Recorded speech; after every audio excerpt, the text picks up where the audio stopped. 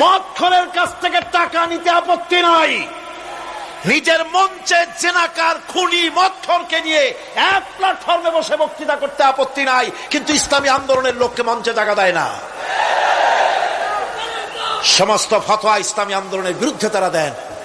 আমি তাদেরকে অনুরোধ করব, আসুন, ঐক্যবদ্ধ হওয়া ছাড়া পথ নাই আল্লাহর দ্বীন প্রতিষ্ঠার জন্য। আর মনে রাখবেন, আপনারা যে ষড়যন্ত্রের শিকারে পরিণত হয়েছেন, যদি দ্বীন প্রতিষ্ঠা না হয়, আর তারা যে স্বপ্ন দেখছে, ইন্ডিয়া এবং তার অনুসারীরা নাস্তিকরা যে স্বপ্ন দেখছে, তা যদি বাস্তবায়িত হয়, কে জামাত করে, কে শিবির করে, কে ফুরফুরার মুরিদ, কে সরসিনার মুরিদ, কে অমুক ইন্ডিয়ার পীর সাহেবের মুরিদ, পাকিস্তান পীর সাহেবের মুরিদ, এগুলা তালাশ করা হবে না।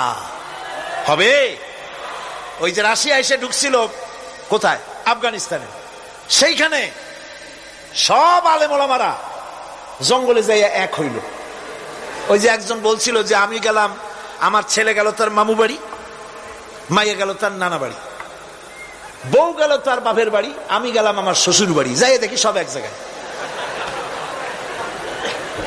এই লোকগুলি আলেম ওলামা পীর বুজুর্গ সব গিয়া পাহাড়ের মধ্যে এক জায়গায় হয়েছে। হায় হায়, সুন্নি, কড়া সুন্নি, গোলাপি সুন্নি, ওহাবি, ঠান্ডা সুন্নি, তারপরে দেওবন্দি, সব এক জায়গায়। হায় হায়, কি সর্বনাশটা করলাম! যদি ঐক্য থাকতাম তাহলে কি আলাসি আমাদের উপরে হামলা হতে পারতো, করতে পারতো?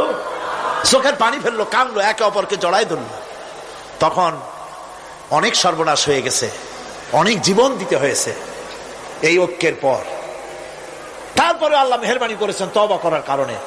কিন্তু আমাদের দেশে অনৈক্যের কারণে, আল্লাহ না করুন, যদি এখানে ইসলামের দুশ্মন যারা, আজ তো তারা রেডিওতে বসে আছে, আজ তো তারা টিভিতে বসে আছে, আজ তো তারা নাটক তৈরি করে, আজ তারা সিনেমা তৈরি করে। गुलिस्तान के हार शाख पर उल्लू बैठे हैं, फिर अंजाम गुलिस्तान क्या होगा। ফুল বাগিচার ডালে ডালে হুতুম পেচারা বসে আছে, এ ফুল বাগানের অবস্থা কি হবে? নাস্তিক, মুরতাদ, বেঈমান সব এগুলিকে দখল করে আল্লাহর দ্বীনকে বুড়ো আঙ্গুল দেখাবার প্রচেষ্টা চালাচ্ছে।